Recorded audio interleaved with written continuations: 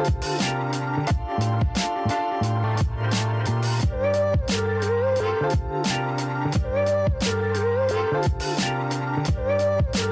hello guys, welcome ulit sa aking mini vlog. So nakarating na kami dito sa may, hindi ko alam kung anong kalsada to, pero ayun yung toll gate. Pumunta kami ngayon ng BGC, dadayo kami kasi marami nagre-request na dumayo kami doon. So andito kami ngayon, subukan namin. Kita kids! Naisipan na namin magsuot ng rollerblades. So ayun guys, upo muna kami. Dahil magsusuot na kami ng rollerblades. Si Marcus, si Lara. Dito kami guys sa gilid ng daan. O diba? So ayun guys, sumulak na nga kami papuntang BGC. At ilang padyak nga lang ay nakarating na nga kami dito sa may Heritage Park Taguig. At tuloy-tuloy lamang ang pagpadyak namin hanggang makarating kami dito sa may intersection. Dahil itong intersection na ito ay papuntang Taguig City. Ilang sandaling padyak ay nakarating din kami dito sa may McKinley. Medyo matraffic pa nga dyan eh. Nakarating na rin kami McKinley. Ayun yung signage sa McKinley. So nasa BGC na rin kami. Diba napakalapit lang pala pag niro-roll. Nakarating na rin kami ng BGC. At nandito na rin kami sa may harap or gilid ng SM Aura. So ayan siya. So ayun guys, nandito kami ngayon sa may tulay. So as you can see, ayan. Ayun na yung SM Aura. Umahon na kami sa may flyover. So stop over muna. Ito nga pala yung view dito sa may ibabaw ng tulay. Medyo nakakalula dahil sobrang taas na.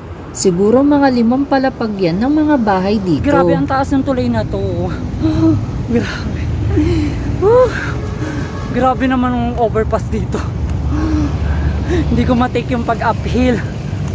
So ayun guys, success. Nandito na kami ngayon sa harap ng SM Aura at Market. So ayun si Marcus. At nakapasok na nga kami dito sa may gilid ng SM Aura. Nandito kami ngayon sa harap ng SM Aura. So ayun yung entrance.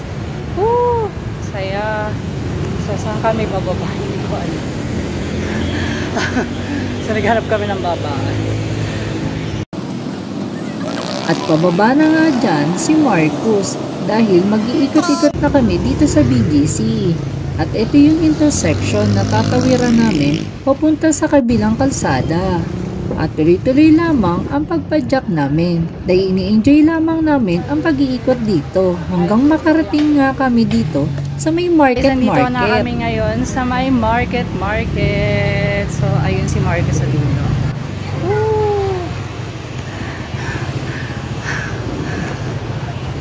Hanapin natin yan. Ayan.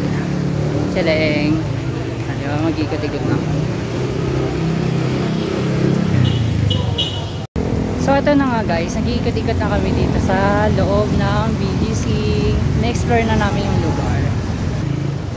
Medyo nakakalito nga lang dito ang mga pangalan ng street kasi puro number. Ayan si Marcus. Ang saya-saya.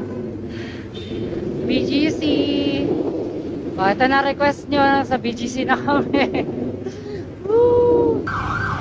Hanggang sa mapadpad nga kami dito sa lugar na ito. So hindi ko na talaga naiintindihan dyan yung mga street. Puro numbers kasi. Malay ko na dyan. Sa kakaikot namin ay nakarating nga kami dito sa High Street. Nakarating na kami rito sa Juan Bonifacio High Street. So, ang dami namin inikot-ikutan. Dito lang naman pala.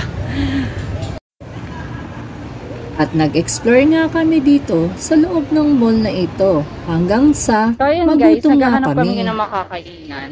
Past 12 na pala ng midnight. So ayan, napasarap yung upo namin doon sa High Street. Kaya ganap kami ng makakainan. At nang makakita nga kami dyan ng McDonald's, ay umorder agad kami at kumain dahil gutom na nga kami. Dalawa ay nagkukulitan na lang kami dyan. Halos tawanan. So yun guys, tapos na kami kumain ng McDo. So dito naman kami sa all-time favorite namin, ang Lawson. So bibili kami ice coffee. So yun guys, walang ice coffee rito sa branch na to. So lipat kami ng ibang branch ng Lawson. Ba yan? Baka naman Lawson. Sa kakahanap namin ng Lawson, ay hindi namin alam na nasa harapan lamang namin ang Lawson na ito.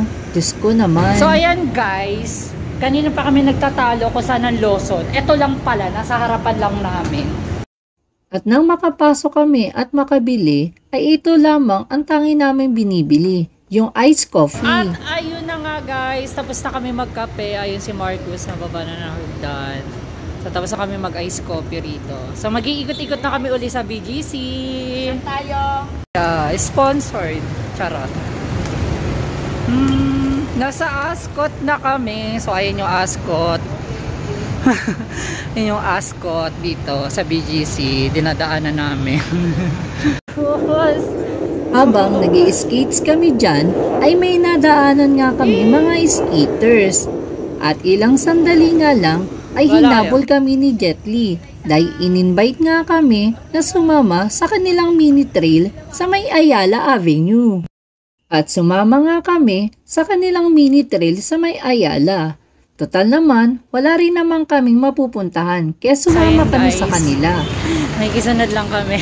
Hindi ko kabisado yung trail. Wala po mata ko, wala ako salamin. At nag-downhill na nga kami dito dahil ito yung shortcut papunta sa One Ayala. At nang makarating na nga kami dito sa may Ayala Avenue sa may EDSA, ay tumawid na agad kami dito sa may intersection. So medyo nagmamadali pa nga kami dyan kasi EDSA yan. Hanggang makarating na nga kami dito sa may Ayala Avenue mismo. At tuloy-tuloy lamang ang pagpadyak namin sa may gilid ng Glorieta Mall sa may Ayala pa rin. Inikot-ikot namin yung gilid ng Glorieta Mall.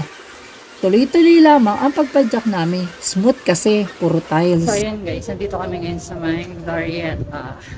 Grabe, ikot-ikot lang. Nag-stop over muna kami dito dahil bumili lang muna kami ng tubig.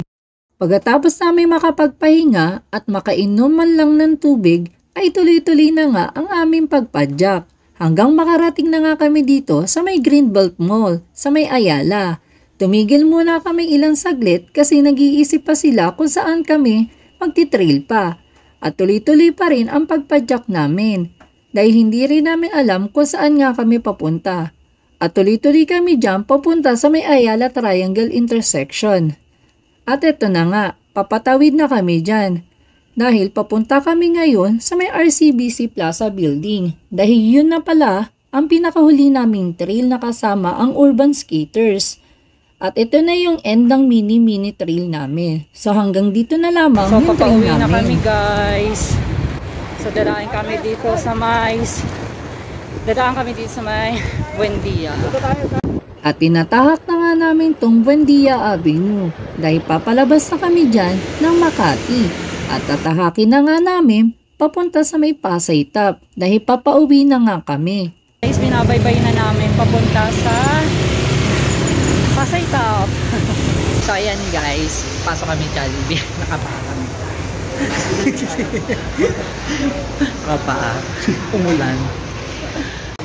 Sa kasamaang palad ay biglang bumuhos ang malakas na ulan. So ayun guys, tambay muna kami dito sa Jollibee. Umorder muna si Marcus ng kape. Ayan, kasi umuulan sa labas. So hindi kami makapag-trail papauwi. Nagkape na lamang kami dyan dahil magpapaumaga kami bago kami sumakay ng bus at umuwi. Guys, kakalabas lang namin ng Jollibee. Talagang nagpaumaga kami dito sa may Buendia, sa may Tapasay. Kasi nga umuulan until na umaambon. So sasakay na kami ng bus.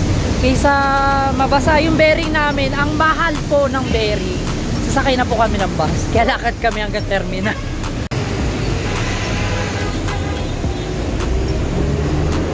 So So ayan guys, sumakay na kami ng bus. Paano tayo mababay?